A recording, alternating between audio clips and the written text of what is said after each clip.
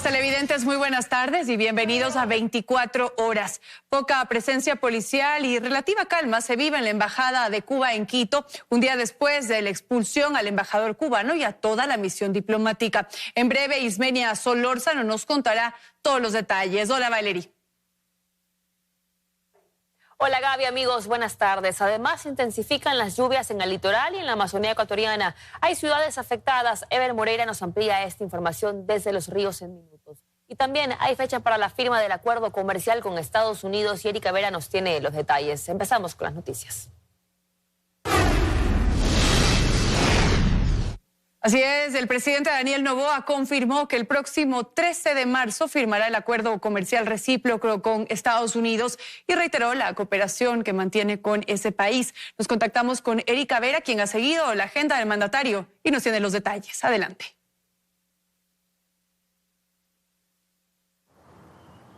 Así es, buenas tardes. El presidente de la República, Daniel Noboa, cumplió agenda en la ciudad de Guayaquil. Inició la misma con una entrevista radial en la que anunció que el próximo viernes 13 de marzo firmará un acuerdo comercial de forma recíproca con Estados Unidos. Para conocer un poco más, veamos el siguiente reportaje. Solo en Guayaquil. En una entrevista radial de casi una hora, el presidente de la República, Daniel Noboa, inició su agenda en Guayaquil. En el diálogo, el primer mandatario anunció que firmará el acuerdo comercial recíproco con Estados Unidos. Que ahora tenemos prevista la firma del acuerdo comercial con Estados Unidos el 13 de marzo. Es decir, con esto se levantará la sobretasa arancelaria del 15% para el 50% de las exportaciones ecuatorianas al mercado estadounidense. Uno cuando viaja, uno mejora las relaciones, uno presenta el país como quisiera que se presente al mundo. Esta noticia trasciende a horas de que el primer mandatario viaje a Estados Unidos para participar de la cumbre latinoamericana denominada Escudo de las Américas, que se oficializará el sábado 7 de marzo. Lo que vamos es para por el tema de seguridad. ¿Qué es lo que más quisiera posicionar la extrema izquierda o la criminalidad? Que nosotros somos de extrema derecha. Según el decreto 319 con fecha 4 de marzo, el presidente Daniel Noboa notifica a la Asamblea Nacional su ausencia, la misma que será del viernes 6 al domingo 8 de marzo. En el documento no se detalla con exactitud quiénes lo acompañarán, pero se expresa que en la comitiva estarán ministros, secretarios y representantes de las carteras que la Secretaría General lo asigne.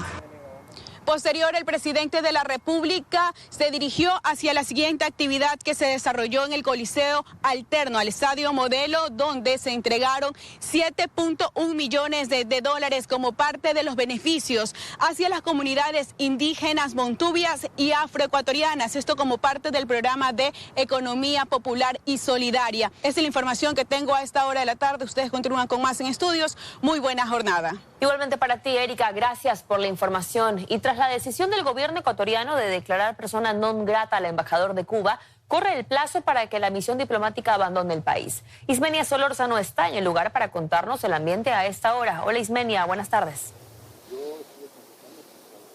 ¿Cómo están? Buenas tardes. Así es, a diferencia de lo ocurrido ayer, el panorama aquí en la Embajada de Cuba al norte de la capital es de total calma y lo podemos observar en imágenes. La presencia policial es mínima y ya no se observan concentraciones de simpatizantes ni manifestantes alrededor de esta sede diplomática, que es lo que ocurrió ayer justamente en la noche. Lo que sí ha sido evidente es que en algunas ocasiones por el parqueadero han salido y han ingresado vehículos diplomáticos. Las puertas de la parte principal, como lo podemos ver, permanecen cerradas y el movimiento en el interior es prácticamente nulo. Todo esto mientras continúa corriendo el plazo de 48 horas que dispuso el gobierno ecuatoriano para que el embajador cubano Brasilio Rodríguez y su misión diplomática abandonen el país. En el siguiente reportaje les contamos cuál es el estado actual de esta situación y por supuesto qué ha ocurrido en las últimas horas.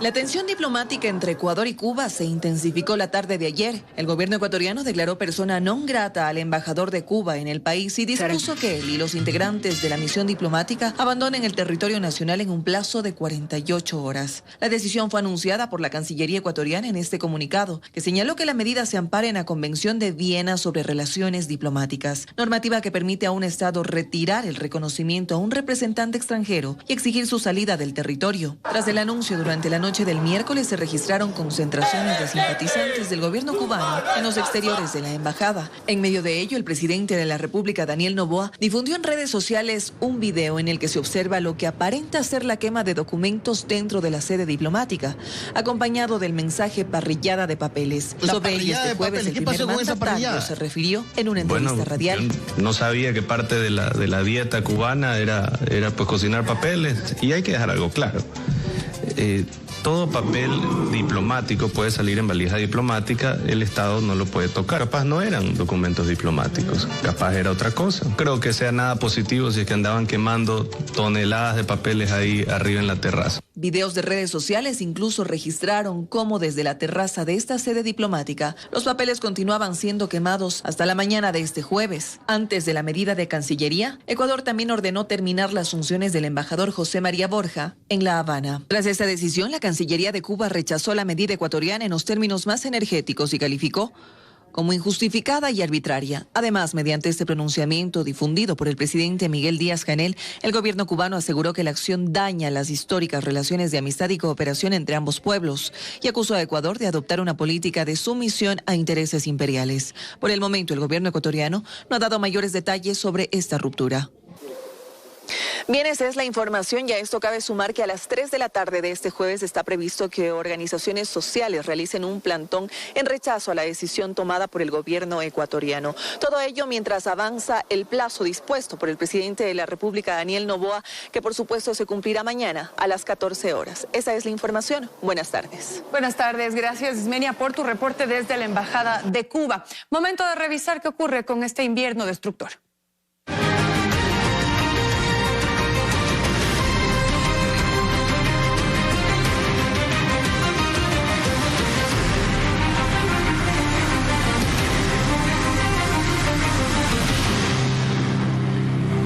Guayas y los ríos enfrentan nuevas inundaciones que afectan a miles de familias, arrasan cultivos y mantienen cerrada la vía Juján-Babahoyo. Eber Moreira nos detalla que el impacto se siente no solo en zonas urbanas, sino también en el campo. Adelante, Eber, te escuchamos.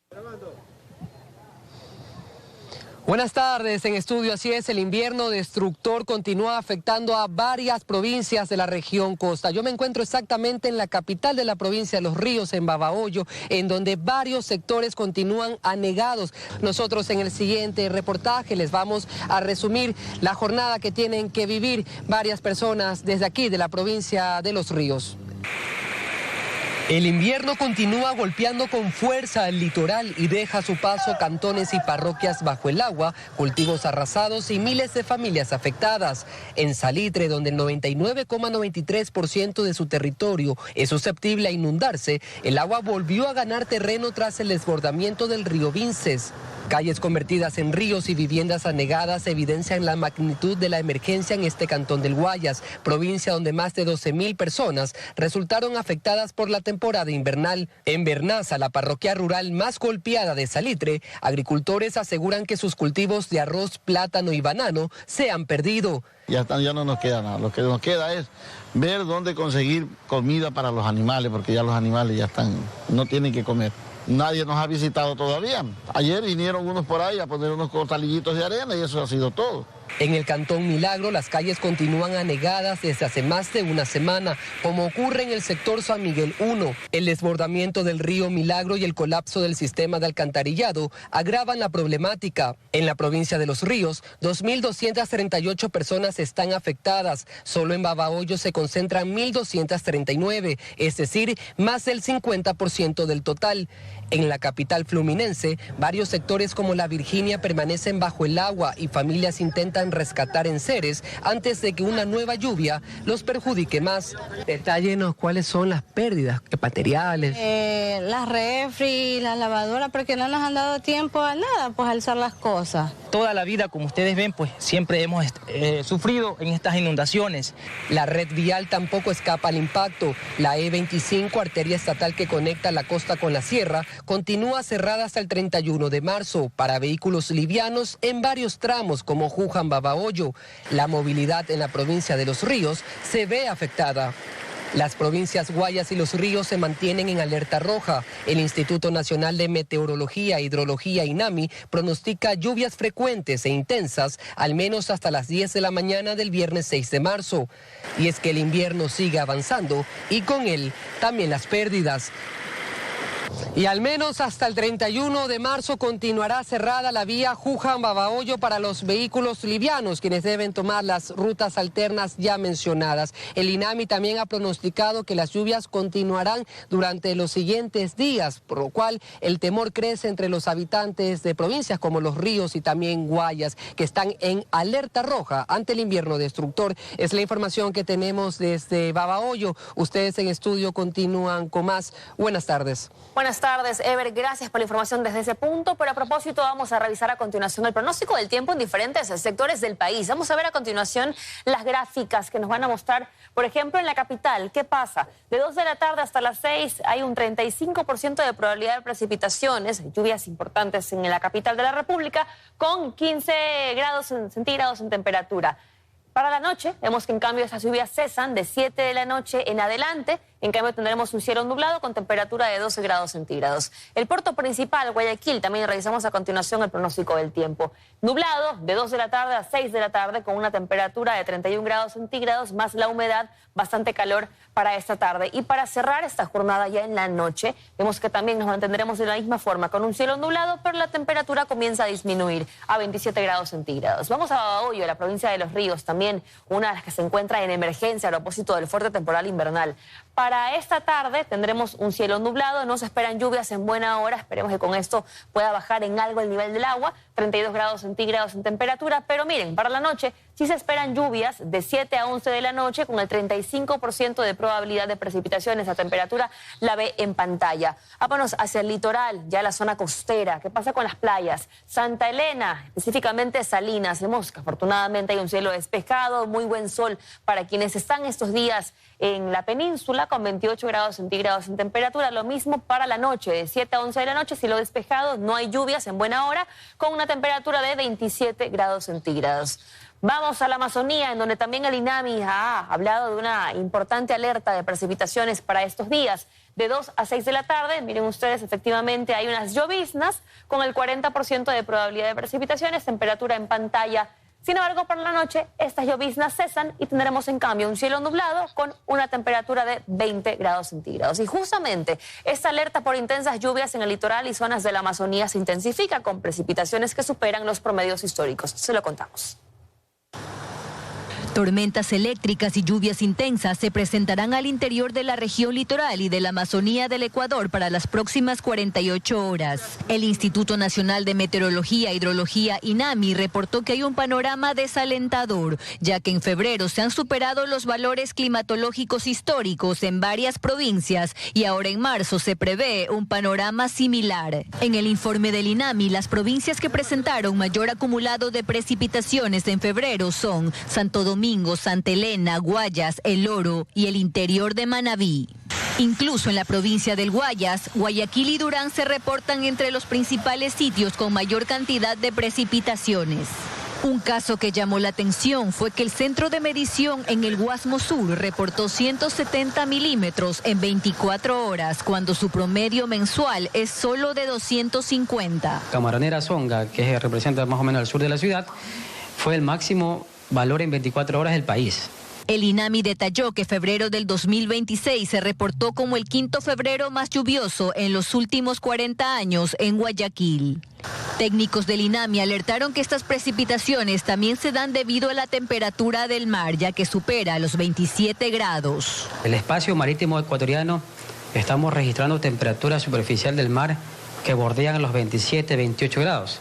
Entonces, esto constituye un combustible adicional para que la zona de convergencia tenga mucha actividad convectiva y por lo tanto genere este tipo de precipitaciones, aguaceros, tormentas eléctricas y algunos otros impactos asociados. Para el resto de este mes esperan que las lluvias superen los pronósticos climatológicos en provincias como Santa Elena, el interior de Manabí y Guayas. Yasmín Solís, Teleamazonas. Se registran 32 establecimientos educativos afectados por las intensas lluvias a escala nacional, según el Ministerio de Educación. La cartera de Estado destinó $800.000 y entrega de kits de mitigación de inundaciones para ejecutar acciones urgentes. Las torrenciales lluvias continúan afectando a la ciudadanía y las botas se han vuelto indispensables para ingresar a algunas instituciones educativas que se han inundado y necesitan trabajos de limpieza. Previo a la época lluviosa, el Ministerio de Educación junto a la Secretaría Nacional de Riesgos y otras instituciones del Estado identificaron 8.404 establecimientos educativos susceptibles a afectaciones, 124 con un riesgo muy alto. A cierre del mes de febrero, es decir, la semana pasada, tenemos 32 instituciones educativas que han tenido algún tipo de afectación fuerte. Por ejemplo, hay una caída de un árbol que daña una cubierta. Para ejecutar acciones de emergencia ante las afectaciones y no interrumpir la continuidad educativa, el Ministerio de Educación destinó $800.000. Adicional a eso, nosotros ya tenemos un plan de intervención de infraestructura educativa. Más de $8 millones están en proceso ya de contratación. El tema de baterías sanitarias, arreglos de cubiertas, pintura. Sin embargo, las inundaciones en establecimientos educativos no son consideradas afectaciones, puesto que luego de un trabajo de limpieza pueden restablecerse las actividades de manera inmediata en las instituciones. Para eso, a 62 distritos educativos se entregó kits de mitigación de inundaciones. Estos kits tienen motobombas para sacar el agua en el caso de inundaciones dentro de las instituciones educativas, hidrolavadoras, equipos para limpieza. En las instituciones educativas donde el acceso se ve limitado por las condiciones climáticas, se activa el plan de continuidad educativa con fichas pedagógicas. Además, 6.852 instituciones han sido identificadas con un nivel de susceptibilidad a afectaciones medio y 1.428 con un nivel alto. María Gracia Chacón, Teleamazonas. Seguimos con más información. La Comisión Ciudadana de Selección del concurso para nuevo fiscal general del Estado trabaja a puerta cerrada en la revisión de las carpetas de los 75 postulantes al cargo. Y a pesar de los señalamientos, la fase de oposición deberá contar con la intervención de catedráticos que den legitimidad a este proceso. La designación de la máxima autoridad de la Fiscalía General del Estado está en manos de la Comisión Ciudadana de Selección y de un Consejo de Participación Ciudadana con pocas credenciales para tal evento. Resta confianza a quienes ven en esto un nuevo capítulo de fallidas designaciones. Acá la gente que participa en esas comisiones ciudadanas de selección no tiene los requisitos para ser fiscal, ni mucho menos. Esa gente te va a evaluar, esa gente te va a tomar una prueba elaborada por quién, calificada de qué modo. No obstante, según el reglamento, las etapas de oposición y recalificación deberán contar con 30 catedráticos provenientes de la academia y con distintas especialidades para las evaluaciones. Mónica Jaramillo del Observatorio de Control Ciudadano cree que la presencia de la academia podría ser determinante para recuperar algo de legitimidad de un proceso que aún genera dudas. Lejos de un favoritismo, yo considero que se legitimaría el concurso y segundo, se volvería altamente riguroso y técnico si contaríamos con académicos con los altos perfiles que tienen las grandes universidades. Son 10 expertos en Derecho Penal y Procesal Penal, 5 en técnicas de litigación, 5 en gestión pública, 5 en Derecho Constitucional, 2 en Derechos Humanos y 1 en Pedagogía, lo que hace pensar que hay alguna garantía. Sin embargo, la decisión al final estará en manos de la Comisión Ciudadana. Son 75 postulantes, pero entre ellos ya se habla de favoritos. Se habla de los perfiles más conocidos por trayectoria o exposición incluso política, y esto apunta a que será una carrera entre pocos. Pero uno desearía que fuera la mayoría, pues, no la excepción, porque si hablamos de 8 nombres, quiere decir que no es la regla, sino la excepción de gente que tiene cierta trayectoria y a la cual al menos le puedes criticar. El Consejo de Participación Ciudadana se ha propuesto tener resultados en 4 a 6 meses y el tiempo corre. Fausto Yepes, Teleamazonas.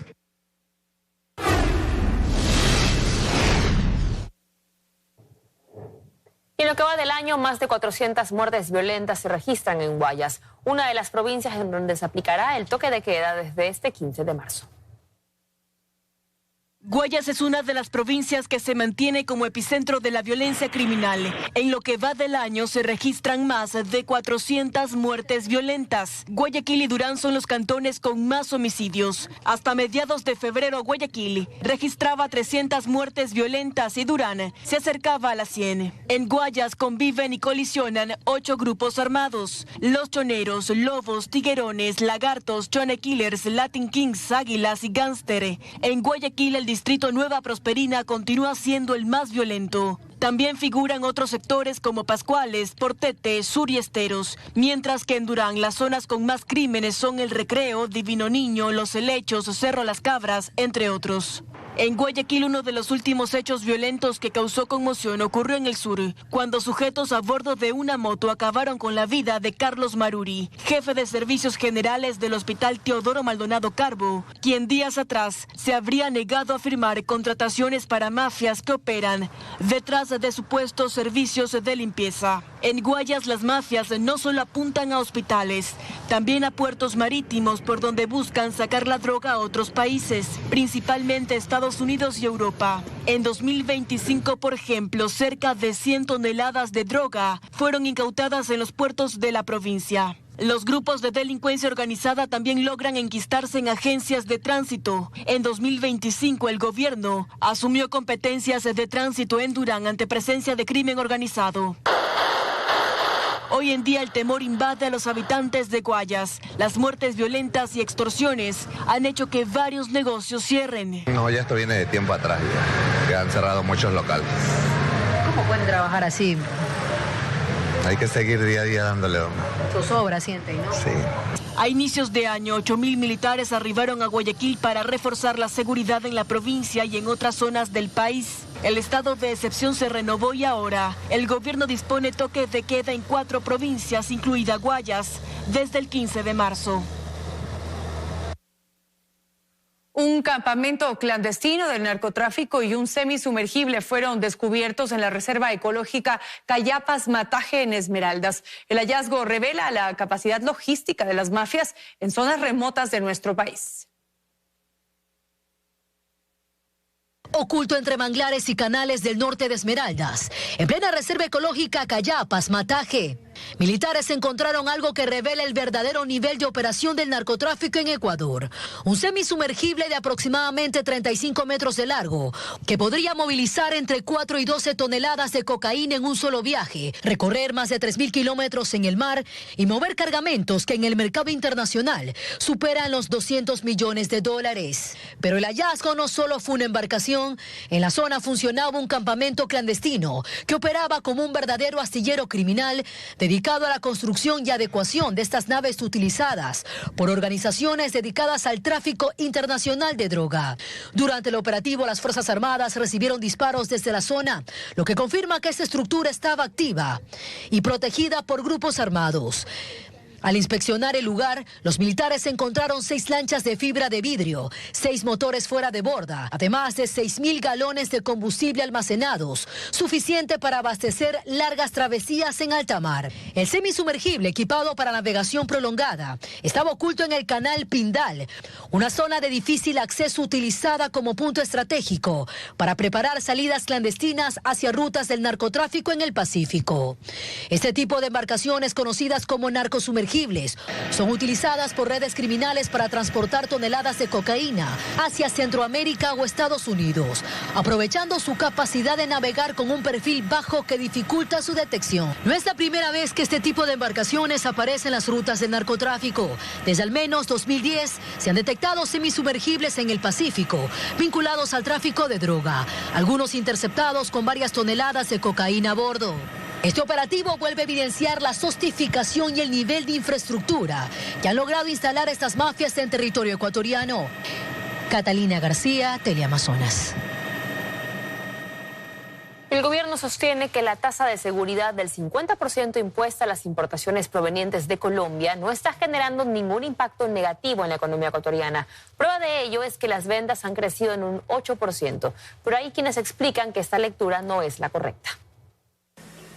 La guerra arancelaria entre Ecuador y Colombia está lejos de solucionarse y el gobierno de Daniel Noboa no tiene apuro en hacerlo, pues según sus indicadores la tasa de seguridad impuesta a las importaciones provenientes del vecino país, que en principio fue del 30% y ahora del 50%, no ha generado ningún impacto en la economía nacional. Según el Servicio de Rentas Internas, en febrero se registraron 20.473 millones de dólares en ventas, es decir, 1.613 millones más que en febrero del año pasado, un incremento de casi el 8%. El propio ministro de Producción, Luis Jaramillo, escribió en su cuenta de X: estoy convencido que el balance será favorable para Ecuador. Más producción nacional, más empleo digno, más inversión. Además, sostienen que en febrero del año pasado el déficit de la balanza comercial con Colombia era de 90 millones de dólares y que el mes pasado fue de tan solo 30 millones de dólares, lo cual dicen es positivo. Sin embargo, el exministro de Economía, Mauricio Pozo, señala que cualquier restricción al comercio exterior genera un impacto en la economía y que las balanzas comerciales negativas no son del todo malas. Con Colombia usted tiene déficit comercial, pero en cambio la inversión extranjera de Colombia en Ecuador